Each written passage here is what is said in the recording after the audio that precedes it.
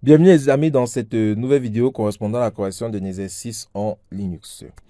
Eh bien aujourd'hui, on va traiter ensemble un exercice en Linux pour se familiariser avec les commandes Linux et bien comprendre notre l'arborescence en fait d'un système d'exploitation Unix. Ok.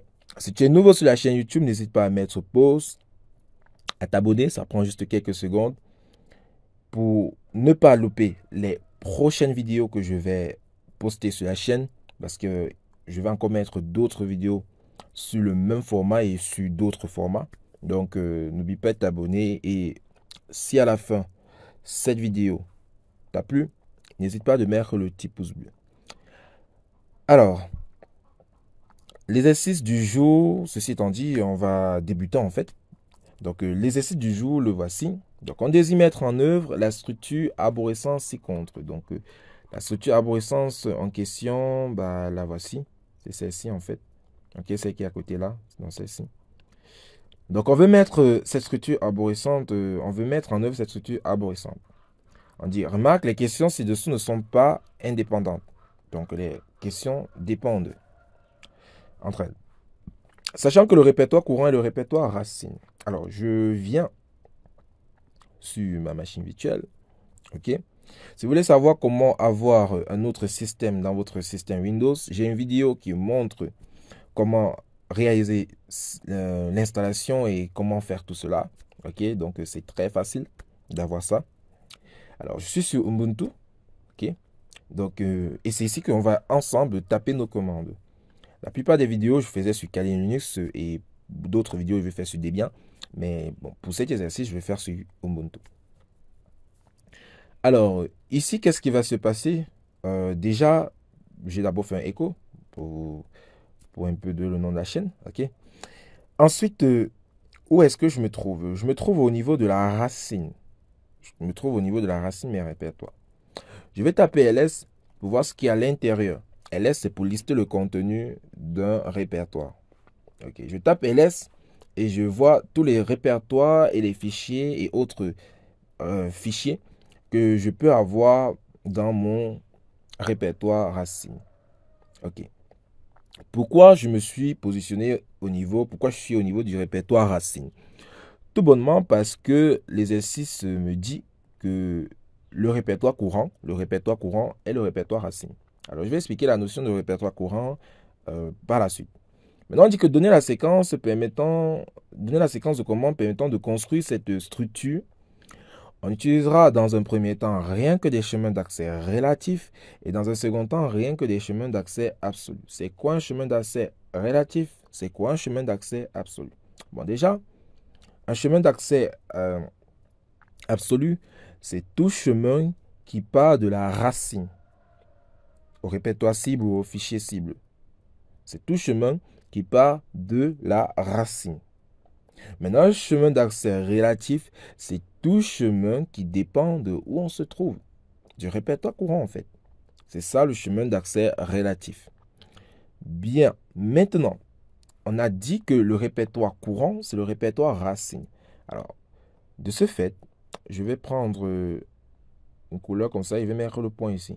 Pour dire que, ok, le point c'est pour dire que c'est le répertoire courant à cet instant. Et le répertoire courant à cet instant, c'est tout simplement la racine. Super. Maintenant, c'est le pourquoi je suis positionné au niveau de la racine. Ok? On peut taper une commande que je vais probablement expliquer plus tard. Bon, la commande pwd qui permet de se situer en fait. Et si je tape cette commande, vous allez voir que le chemin, ça nous affiche slash. En fait, pwd permet de donner le chemin d'accès absolu du répertoire où tu te trouves en fait. Et comme je me trouve à la racine, ça me donne juste un slash. C'est un peu ça. Ok. On va encore comprendre le rôle de cette commande un peu plus loin. Bien, essayons de traiter l'exercice. Donc, l'exercice dit que quoi? L'exercice dit qu'en dessous de la racine, je dois avoir deux répertoires, R1 et R2. R1 après doit contenir un fichier F1, ok? Et R2 doit contenir un fichier R2.1 et F2.txt. Alors, il y a un truc, un second volet de l'exercice, on dit que le fichier F1 respectivement f2.txt, contiendra le test ceci est un fichier f1, respectivement ceci est un fichier f2.txt. Et on va essayer de faire ça. Alors, la stratégie, c'est quoi? C'est d'abord de regarder tous les répertoires qui seront en dessous du répertoire racine. Et on a exactement 3 répertoires. R1, R2 et R21. L'idée, c'est que je vais créer ces 3 répertoires en une seule commande. Et d'abord, la commande. Il faut d'abord savoir la commande pour créer un répertoire. La commande pour créer un répertoire, c'est la commande mkdir. Mkdir permet de créer un répertoire. OK. Donc, l'idée, c'est que je vais créer les 3 répertoires d'un coup, directement en dessous du répertoire racine. OK. On y va. Alors, je vais mettre la commande mkdir. Super. Je mets point. Bon, c'est pas obligé, mais c'est mieux pour mieux vous expliquer en fait. Point, comme on l'a vu ici, ça signifie le répertoire racine. C'est où je me trouve. Le point représente le répertoire courant, où je me trouve. Okay. Je vois qu'après point, je mets un slash. C'est-à-dire que j'essaie de donner une route à ma commande pour qu'elle puisse créer le répertoire R1. Donc c'est pour ça que je mets slash, pour donner une route. Donc je mets R1. Alors, je vais prendre les minuscules. Ensuite, je mets espace. Donc là, l'idée c'est que quoi? C'est que ma commande mkdir via ma route va créer le répertoire R1. Maintenant, je veux que ma commande mkdir via ma route crée le répertoire aussi R2. Tout ça en une seule commande. Continuons. On a vu que lorsqu'on crée les 2 répertoires de ce niveau, il y a encore un autre répertoire au niveau en dessous, niveau inférieur. Et le répertoire en question, c'est R21. Mais comment je fais pour atteindre R21? En sachant que j'ai déjà ma commande mkdir a créé le répertoire R2 à ce stade, puisqu'il va créer au fur et à mesure, je peux lui dire que... Oups là.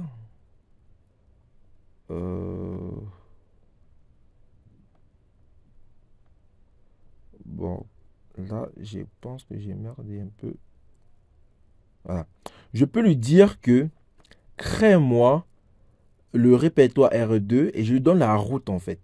Et la route, c'est quoi? La route, c'est mes espaces. La route, c'est point, slash. Je passe par R2.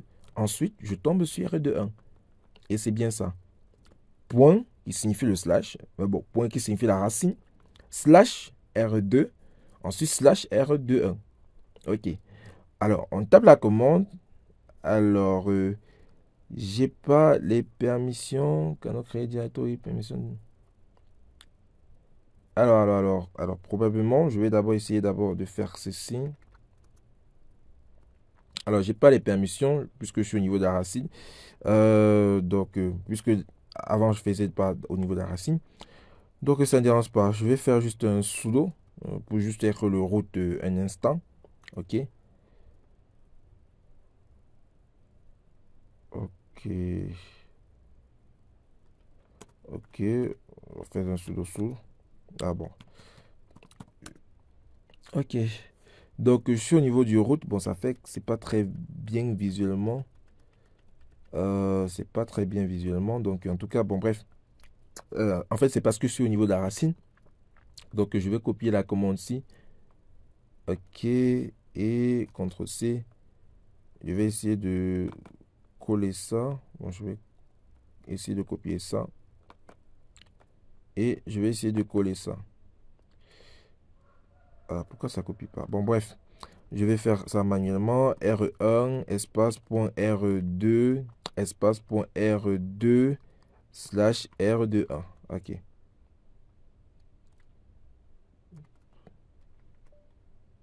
Ah, j'ai oublié la commande. Oh là là.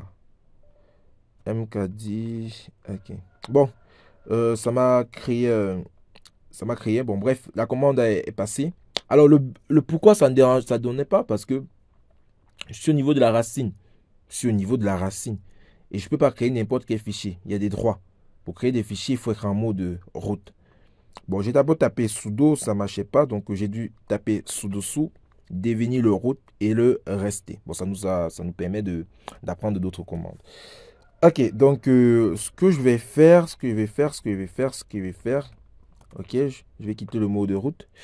OK, et quand je quitte le mode de route, parce que là, c'est plus convivial, OK, je quitte le mode de route et ce que je fais, ce que je tape, je vais essayer de voir ce qu'il y a dans la racine, au niveau de la racine. Et dans la racine, je vois bien ici, donc je vois bien ici que j'ai R1 et je vois bien ici que j'ai R2. Donc, vous voyez effectivement avec moi que j'ai créé en une seule commande deux répertoires R1 et R2 directement en dessous du répertoire racine. Maintenant, étant donné qu'on a aussi créé R2, 1 en dessous du répertoire R2, je me positionne, je dis CD R2 pour me positionner dans le répertoire R2 qui se trouve en dessous du répertoire racine. Vous voyez un peu? Alors on y va, CD, j'arrive à me positionner, je tape LS et vous voyez qu'il y a le répertoire R2. C'est un peu ça. Donc là, on vient de voir on a créé au niveau de notre arbre les différents répertoires. Maintenant, il faut créer les différents fichiers. Alors, tout ça, c'est toujours stratégique. Pour créer les différents fichiers, déjà, on a dit que quand tu crées un fichier, tu dois lui mettre quelque chose. Tu dois lui mettre une chaîne de caractères à l'intérieur. La chaîne de caractères, ceci est un fichier f1.txt. OK. Donc, ce qu'on va faire, on va faire la même chose. Maintenant, on est obligé de faire ça en deux commandes. Pour essayer de mettre les chaînes de caractères spécifiques dans chaque fichier. Alors, ce que je vais faire, c'est que je vais retourner au niveau de la racine. Pour retourner au niveau du répertoire parent, on utilise la commande cd 2 points. OK, 2 points, ça veut dire le répertoire parent. OK. Donc, je ne sais pas si avec un pen, je peux essayer d'expliquer. Alors, présentement, on a la racine. Et nous, ce qu'on vient de faire, c'est qu'on a créé le fichier R1, on a créé le fichier R2 et on a créé le fichier R2.1. Bon, voici ce qu'on a fait. Concrètement, voici ce qu'on a fait. Avec une seule commande, on a pu créer tout ça. Bien. L'idée maintenant, c'est de créer un fichier ici et de créer un fichier, pardon, ici. Alors, le fichier qu'on va créer ici, c'est F1 et le fichier qu'on va créer ici, c'est F2. On y va. On retourne au niveau de la racine. On dit touch. OK. Pourquoi on retourne au niveau de la racine? Parce qu'on a dit que le répertoire courant, c'est le répertoire racine. Ça veut dire que quoi? Tu ne dois pas bouger ton répertoire courant. Tu es toujours au niveau du répertoire racine. Alors, pourquoi j'ai bougé? Pourquoi j'ai fait les CDR2? C'était juste pour vous montrer que, oui, effectivement, quand on a tapé la commande mkdir, ça a créé. Ça a créé ça. Et si vous voulez refaire ça là, dans votre machine, vous avez vu que pour faire ça, il faut être en mode sudo-su. Vous voyez un peu? Il faut être en mode sudo-su. Il faut être en mode route. Il faut être l'admin, l'utilisateur principal, le super route, le route en fait. Ok, donc je viens ici, je mets, voilà. Pour créer un fichier, on va utiliser la commande touch, naturellement. Mais ici, on ne va pas utiliser la commande touch. Ici, on va utiliser la commande echo. Pourquoi? Parce que quand tu crées la commande touch, généralement, ça te crée un fichier vide. Or, pour créer un fichier avec quelque chose dedans, tu dois utiliser la commande echo. Donc, ce qu'on va faire ici, echo, on regarde le test qu'on nous a demandé de mettre à l'intérieur du fichier. C'est ceci est le fichier f1.txt. On va le faire. Donc, ceci est le fichier f1.txt. OK. Maintenant, j'applique une redirection vers f1.txt. Alors, l'opérateur supérieur, quel est son rôle? Si le fichier f1 existait déjà, il va écraser son contenu et mettre ceci est le fichier f1.txt. Donc, il va écraser son contenu pour mettre ceci. Vous voyez un peu. Maintenant, si le fichier n'existe pas, il va le créer. Et c'est le but en fait. Le but, c'est de créer le fichier avec quelque chose dedans, avec une chaîne de caractères à l'intérieur. Maintenant, le problème, c'est que si on fait ça seulement, redirection vers f1.txt, ça va créer le fichier f1.txt en dessous du répertoire racine. Or, on a bien vu, on veut créer le fichier f1 en dessous du répertoire R1. Et le répertoire R1 est en dessous du répertoire racine. Donc, l'idée, c'est que, on sait que présentement, on a vu sur notre schéma, le point signifie que le répertoire courant, c'est le point signifie le répertoire courant. Et présentement, nous sommes où? Nous sommes au niveau du slash. Donc, le répertoire courant, c'est le slash. Donc, Ça sous-entend que ici, on met d'abord point pour dire que, OK, on se trouve au niveau du répertoire racine, du répertoire courant. OK, point, ça signifie au répertoire courant. Ensuite, on met R1. Donc, en fait, on donne une route. On donne la route où est-ce que F1 va être créé. Et on tape. Bon, probablement la commande va me dire, voilà, permission denied. Donc, du coup, il faut que tu joues en mode saut de route parce que on veut créer un fichier à partir du répertoire racine. Donc, je pars en mode sous-dessous. J'entre mon mot de passe. Alors, à moins 1. Alors, ça m'avait déjà demandé, ok, je suis, ok, d'accord, bon, super. Donc, je peux directement travailler puisque je ne peux plus, je ne dois plus entrer mon mot de passe. Ok, à moins 1, j'ai entré mon mot de passe. Bien, bien, bien, continuons, continuons. Donc, ici, je peux retaper, je peux revenir et retaper. Alors, je suis obligé de revenir et taper la commande. Donc, echo. Donc, ceci est le fichier f1.tst. Alors, c'est vraiment, ça va vous permettre de voir comment ça se passe en situation réelle lorsque vous essayez de taper les commandes. Alors, certains pouvaient dire que, mais pourquoi ça marche, pourquoi ça, tout ça. En fait, tu peux taper une commande à partir de la racine si tu es en mode administrateur, si tu es en mode route, super admin en fait. Et regardez, si on tape PAP, vous avez vu, il n'y a pas d'erreur, on n'a pas dit permission denied, ça veut dire qu'on n'a pas... Ici, on n'avait pas les droits, en fait. Ici, on n'avait pas les droits de créer ou de faire quelque chose, en fait. Du coup, on est passé en mode super admin pour pouvoir faire ça. Ok, revenons dans l'exercice. Là, on a fini avec le echo, ceci est le fichier f1.txt. On va passer maintenant au fichier f2.txt. Concernant le fichier f2.txt, on voit que la route pour y arriver, c'est slash, donc le point, r2 et f2.txt. Donc, c'est un peu la même chose que f1. Donc, je change juste le répertoire. R1 devient f2, R1 devient R2 et F1 devient F2. Et je clique sur Entrée. Super. Ça m'a aussi créé ça. Super.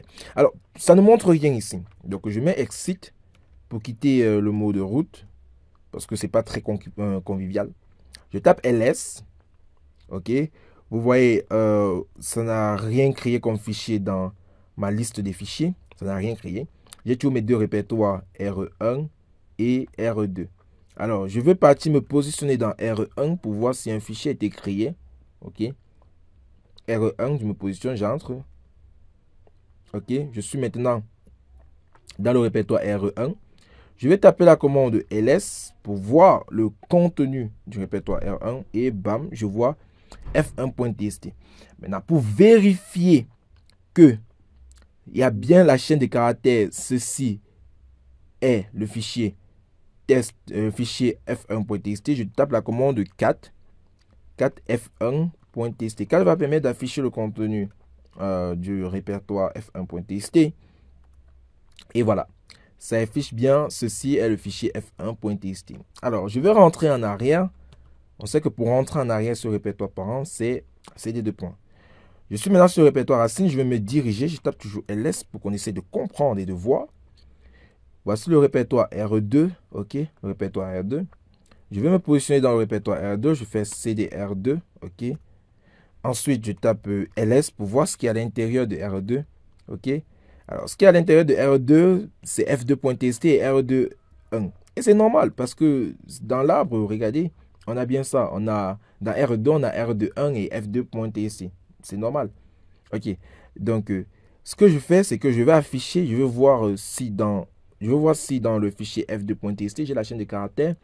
Ceci est le fichier f2.tst. En utilisant la commande cat f2.tst. Et bam, je vois bien qu'on a bien, ceci est le fichier f2.txt. Tout est OK. Donc, à ce stade, on vient de répondre à la première question. Alors, bon, attention. Bon, à ce stade, on vient de répondre au premier volet de la question. On vient de créer l'arbre en utilisant des chemins. Quel chemin? C'est ça le problème. Quel chemin? On a utilisé l'arbre en utilisant quel chemin? Eh bien, on a utilisé l'arbre en utilisant des chemins d'accès relatifs. Puisque vous avez vu, au niveau de la définition, j'ai donné ça. Un chemin d'accès relatif, c'est tout chemin qui dépend du répertoire courant. Et le point, je vous ai dit, c'est le répertoire courant. Maintenant, pour faire un chemin, puisqu'on a déjà créé avec chemin d'accès relatif, pour faire un chemin d'accès absolu, on a vu qu'on avait besoin de deux commandes, donc mkdir. Donc je fais mkdir. OK. Donc mkdir, je vais essayer d'agrandir un peu ça. Donc je vais essayer d'agrandir fiche format police. Je sais pas si c'est encore ça, OK. OK, mkdir, donc mkdir slash, puisque c'est la racine c'est slash R1, OK, espace slash R2, OK, espace slash R2 slash R21. OK, maintenant je fais mkdir, pardon, echo, et ici qu'est-ce que j'écris? Hop là. Ah, je vais y arriver, voilà. OK, il dit ceci est le fichier f1.txt. OK. Et je fais une redirection slash r1 slash f1.txt. Et vous constatez avec moi que pour f2.txt, ce serait juste la même chose. OK. Donc ceci est fichier f2.txt et ici r2.txt. On essaie de comparer un peu les deux syntaxes. Voici un peu ça. Ici en haut, vous voyez, voilà le écho. Vous voyez comment, en fait, c'est pas si compliqué que ça. Le point représente juste la racine. Donc ici, en bossant en relatif. Comme on bosse en relatif, ça dépend du répertoire courant. Bon, on se trouve où? On se trouve au niveau de la racine. Dans le répertoire courant, c'est la racine, dans le point. Alors ici, on dit qu'on bosse en chemin d'accès absolu. C'est tout chemin qui part de la racine. On doit voir la racine. Donc on ne dépend pas d'un répertoire courant. Donc c'est pour ça que vous voyez que les syntaxes sont similaires. Vous constatez juste que le point en réalité c'est juste notre slash ci. Puisque là on met la racine, le fichier R1, le fichier, le répertoire R1 et le fichier, pardon, ici c'est R2, attention. Le répertoire R2 et le fichier f2.txt. Alors, une personne pouvait dire que, bon, pourquoi on met pas slash slash? Non. Quand on est déjà au niveau de la racine, on sait. Et après, on sait qu'il y a le prochain répertoire. Tu mets slash, ça n'a pas de sens, en fait. Donc, slash, quand on voit ça, on sait que le premier slash, c'est la racine. Vous voyez un peu? Donc, c'est un petit peu ça.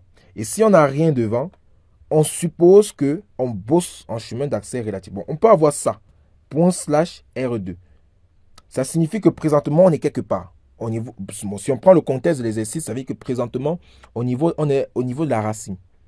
Donc, le répertoire courant, c'est la racine. Donc, on peut mettre point slash R2. Ou on peut mettre juste R2. Ça marche. Ça marche. Donc, c'est un petit peu ça. OK. Donc, voici la deuxième version de la commande. La deuxième version de la commande. Je peux venir ici, je reviens sur le mkdir, comme on avait créé avec mkdir. Voici la syntaxe du mkdir. OK. Voici la syntaxe du mkdir. Et si on regarde un peu ici, vous voyez que ce sont les mêmes syntaxes. Le point représente juste le slash. C'est juste les mêmes syntaxes. OK. Bien. On peut maintenant passer à la prochaine question, parce que l'exercice est bien long. On dit on désire faire du répertoire R2 le répertoire courant. Ça veut dire que on ne veut plus du répertoire. On ne veut plus du répertoire. Alors, comment on fait? OK. On ne veut plus du répertoire. Je vais mettre ça ici. On ne veut plus du répertoire. Le répertoire racine, le répertoire courant. On veut faire maintenant du répertoire R2, le répertoire courant. Donc, je mets un point pour dire que, OK, voici notre nouveau répertoire courant. Alors, comment on fait cela? OK, pour faire cela, c'est simple. Si on regarde l'image, on voit que avant, on se trouvait ici. Avant, on se trouvait au niveau de la racine. OK. Donc, je rentre. Je fais ces deux points, je rentre. OK. Maintenant, là, présentement, je fais PWD. Là, présentement, je suis au niveau de la racine. Mais je vais partir me positionner au niveau du répertoire R21. OK. Et je vois que la route pour y arriver, c'est slash R2, R21. OK. Alors, étant donné que je suis au niveau de la racine, je fais CD point. La racine, mon ancien répertoire courant, c'est la racine. Donc, je fais point slash, ok, R2 slash R21. On y va. Avant mon répertoire, mon ancien répertoire courant, je supprime encore tout ça. J'essaie de bien comprendre. Avant mon ancien répertoire courant, c'était lui. Voici mon ancien répertoire courant. Je fais juste point slash R2 après R21. Donc, c'est un peu ça. Ok. Donc, si vous avez bien compris, on essaie d'implémenter. On y va. Donc, on y va, on lance. Pop. Donc, je suis ici. Ok. Donc, vous voyez maintenant que je suis positionné au niveau de R21. Donc, ça veut dire que présentement, mon répertoire courant, bah, il est là. Bon, je supprime encore un peu tout là. C'est un peu caché. Donc, mon répertoire courant, il est là. Ok. Je mets le point pour dire que ok, voici mon répertoire courant. Bien, on passe à la prochaine question. La prochaine question dit que quoi? De la commande permettant de créer une copie de f2.txt dans le répertoire R2 sous le nom de f2.txt. Dessiner la structure cette arborescence. Donc, voici le répertoire. Je vais mettre ça avec une couleur rouge. Voici le fichier f2.txt qui se trouve dans le répertoire R2. Et on te demande de copier le fichier en question dans le répertoire R2.1 sous le nom de f2.1.txt. Alors, la syntaxe de la commande pour copier un fichier, ok, on y va. Donc, on a cp. Bon, étant donné que la copie risque de demander... bon, non, là, je suis au niveau de R2, donc j'aurais plus besoin du sudo, ok. Bien, on continue. Donc, comme je disais tantôt, on va copier, on va utiliser la commande cp, ok. Présentement, la syntaxe, c'est quoi? CP, chemin source, chemin destination. Le chemin source, pour accéder au GACI, je suis présentement là. Voici mon point. Donc, je vais faire le tube bleu. Je suis là. Voici où je suis. Je vais accéder à f2.txt. Donc, je vais accéder au GACI. Je vais accéder au GACI. Alors, est-ce que quittant d'ici à là, je peux directement accéder à celui-ci? Non, je ne peux pas. Donc, du coup, qu'est-ce que je fais? Je remonte chez mon père avec 2 points. Je remonte chez mon père avec 2 points. Et quand je suis au niveau de mon père, c'est-à-dire mon répertoire parent, je peux directement voir le fichier f2.txt. Essayons de mettre ça en œuvre. Donc, point slash, point, ça veut dire que présentement, je suis dans R2.1. 2 points, je remonte chez le répertoire parent qui est R2. Et on sait que dans R2, j'ai f2.txt. Oui, voilà le chemin source. Voilà le chemin source du fichier f2.txt. Le chemin destination maintenant. Alors, c'est très fascinant. Le chemin destination. On va envoyer le fichier f2.ci où? Dans le répertoire R2.1. Mais présentement, on est où? Dans le répertoire R2.1. Donc, le chemin destination, bah, c'est simple. C'est point slash. Maintenant, on t'a dit que quoi? Tu vas copier le fichier f2.txt en le renommant. Donc, en le renommant en quoi? En f2.1.txt. En le renommant. Donc, tu le renommes en f2.1.txt.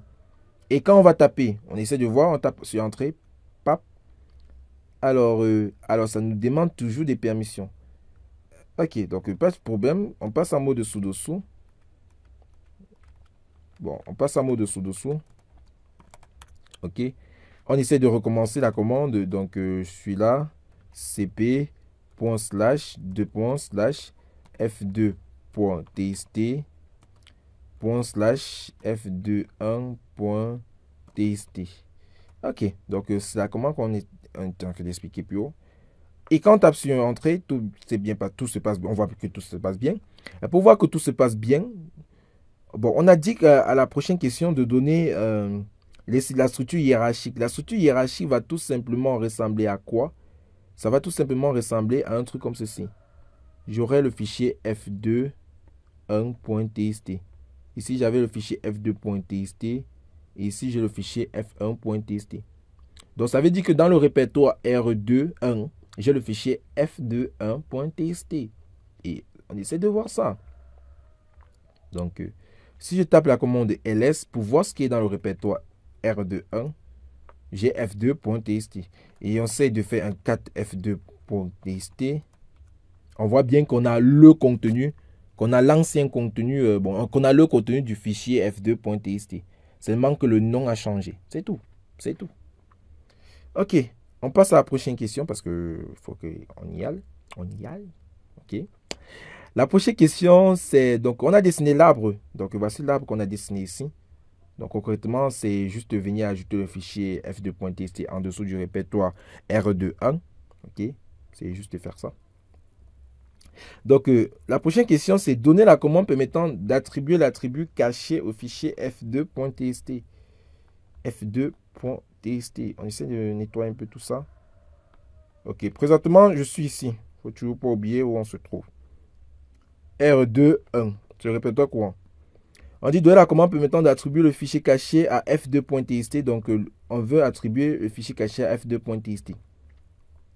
Alors, les fichiers cachés sont les fichiers où on voit souvent les points devant. Voilà. Il y a le point, il y a le nom du fichier. Alors, comment faire du fichier f2.txt un fichier caché?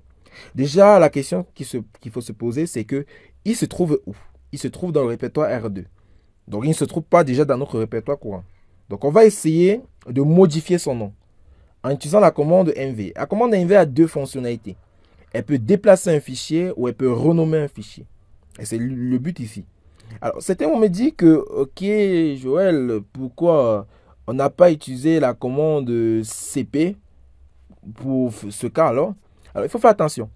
La commande cp va copier en renommant. Ça veut dire que on a toujours une copie. On crée un lien. On va créer un lien symbolique du fichier. Alors, ici, on est tous le même fichier. On ne veut pas créer un autre, on ne veut pas dupliquer le fichier en fait. On veut toujours que le fichier ait toujours sa même structure, son même inode, son même contenu. Et il est seul en fait. Il n'y a pas deux personnes qui pointent sur le fichier ou un truc du genre. Donc c'est bon. Ok. J'utilise la commande mv. La commande mv c'est simple. Ancien nom, nouveau nom. Maintenant l'ancien nom, le nouveau nom, il se trouve où? En fait, la question c'est, ok, les gars là, en fait, F2, il se trouve où? F2 se trouve tout simplement en dessous de R2. Mais présentement, mon point est ici. Mon point est ici. Donc, du coup, comment je fais pour accéder à f2.txt? En remontant, je fais seulement point, deux points. Et à partir de points, je peux directement accéder à f2.txt. Donc, à l'ancien nom de f2.txt. Donc, je fais point. Je suis en mode sous-dessous. Je fais point, slash, deux points, slash, ok, f2.txt. Bon, ça, c'est l'ancien nom. Maintenant, je vais lui donner le nouveau nom. Je dois toujours préciser le chemin d'accès. Point, slash, deux points, slash, point. Maintenant, pour donner l'attribut caché à f2.txt, je mets point devant son nom. Et je mets f2.txt. Je tape sur Entrée. On voit que tout s'est bien passé. Alors, comme on a dit, on veut attribuer l'attribut caché au fichier. Ça veut dire qu'on veut cacher le fichier. Si on veut cacher le fichier, ça veut dire que si on fait notre ls dans le répertoire R2.1, on ne doit rien voir comme fichier. Alors, attention. J'espère que j'ai bien mis... Ah non, non, j'ai fait... Ah oui, j'oubliais. Oui, là, c'est bon. Là, c'est... On fait un ls dans le répertoire R2.1. C'est bon. Parce que n'oubliez pas qu'on a fait attribut caché du fichier f2.txt. Donc, on va plutôt partir se positionner sur le répertoire R2. Donc, je fais cd deux points. Ok, je reviens. Ok. Alors, on revient sur notre arbre. Alors, techniquement, dans notre arbre, on a dans le répertoire R2, on a le répertoire R2.1, lui, et on a le fichier .f2.txt parce qu'on l'a renommé plus haut. Donc, normalement, dans le répertoire R2, on a deux éléments en fait. Ok. Maintenant, je me suis positionné dans le répertoire R2. Voici ça. Je fais un ls pour voir ce qu'il y a à l'intérieur. Ok. Et je vois qu'il y a uniquement le répertoire R2.1. Or, dans le répertoire R2, il doit aussi avoir le fichier f2.txt. Bon, le fichier .f2.txt. Mais pourquoi je ne le vois pas? Je ne le vois pas parce qu'il a été caché. Je l'ai caché. Avant, on pouvait le voir. Regardez, voici ça. Avant, on pouvait le voir, f2.txt. Maintenant, on ne peut plus le voir parce qu'on l'a caché. Alors, la commande pour voir les fichiers cachés et les autres fichiers, c'est la commande ls-a. Et si je tape ça dans le répertoire R2, bam, vous voyez qu'on a f2.tst. Les autres informations là, c'est le répertoire courant et le répertoire parent. Donc ça nous montre bien que le fichier f2.tst était caché. Si on retape encore ls, on n'a rien. Mais si on tape ls-a, on nous montre que le fichier, on nous montre le fichier f2.tst. Et ça prouve qu'il a été caché. Donc c'est un peu ça. Ok, on passe à la commande D. Donner la commande permettant de lister le contenu du répertoire R2, de lister le contenu du répertoire R2 et donner le résultat de cette commande. Alors bon, on a déjà donné. Alors si on veut lister, attention, si on veut lister le contenu du répertoire R2, c'est la commande ls. On voit que, voilà le résultat. Le résultat, c'est qu'on a juste uniquement R2.1. On a juste R2.1. On n'a pas .f2.tst. Si on veut visualiser le fichier caché, on est obligé d'ajouter à la commande ls l'option A. Et l'option A, ça correspond au fichier caché. Donc c'est un peu ça. Ok, on passe à la prochaine question. La prochaine question dit donner la commande permettant de lister le contenu du... Bon, ça c'est ce qu'on vient de faire. Donner la commande permettant de détruire le sous-arbre ayant comme racine R2. Ok, donc en gros on dit que on veut supprimer tout le sous-arbre aussi. Donc on veut couper ça. On veut couper ça. Maintenant, on va aller progressivement. Présentement, on est à R2.1. Si on a R2.1, est-ce qu'on peut supprimer... Est-ce que tu veux supprimer le répertoire R2? Et dans le répertoire R2, il y a le répertoire R2.1. Est-ce que tu peux le faire? Non. Tu peux pas être dans une maison et tu veux détruire la maison. Tu vas mourir. Vous voyez un peu. Tu vas mourir. Tu peux pas être dans la maison, tu détruis la maison. C'est bizarre en fait. Ok. Alors, ce qu'on fait, c'est quoi? On va changer de répertoire courant. Donc, l'idée, c'est qu'on quitte de R2, on remonte à R2.1. On quitte de R2.1 et on remonte à R2. Donc, ça veut dire que quoi? On va refaire de R2 le répertoire courant. Donc, on revient d'abord, on se repositionne sur notre répertoire courant, qui est ça. Ok. Maintenant, on remonte sur le répertoire R2 en faisant 2 points. Ok, pas de souci. Maintenant, on revient sur le schéma. Est-ce que quand tu es au niveau de la racine, tu peux supprimer la racine? Non, tu ne peux pas. Du coup, qu'est-ce que tu fais? Tu remontes, attention, tu remontes sur le répertoire parent, ton répertoire parent, dont ton père. Donc, on remonte chez la racine. Donc, c'est un peu ça. Donc, je fais encore un CD propos. Je remonte chez la racine. Et à partir de la racine, je tape ls. Je vois bien qu'il y a R2, puisque c'est R2 qu'on veut supprimer. Et la commande que je vais faire, c'est juste taper rm-r. Et je mets le fichier, le répertoire que je vais supprimer, R2. C'est tout. Et si je tape encore ls, il n'y a plus rien. Ici, vous voyez que j'avais le répertoire R2 directement en dessous du répertoire R1. Maintenant, je vois qu'il n'y a plus R2. Donc, on a tout simplement supprimé le fichier, le répertoire R2. Donc, c'est un peu ça. Et on vient d'arriver, on est arrivé au thème de cette vidéo. Parce qu'on a bien précisé que R2 devra aussi être supprimé. Eh bien, les amis, c'était tout pour cette vidéo. On va essayer ensemble de mettre encore d'autres vidéos de ce même type, de ce même format. Si la vidéo vous a plu, n'hésitez pas à la partager. C'est important. C'est très important de la partager. Et on se retrouve pour une prochaine vidéo.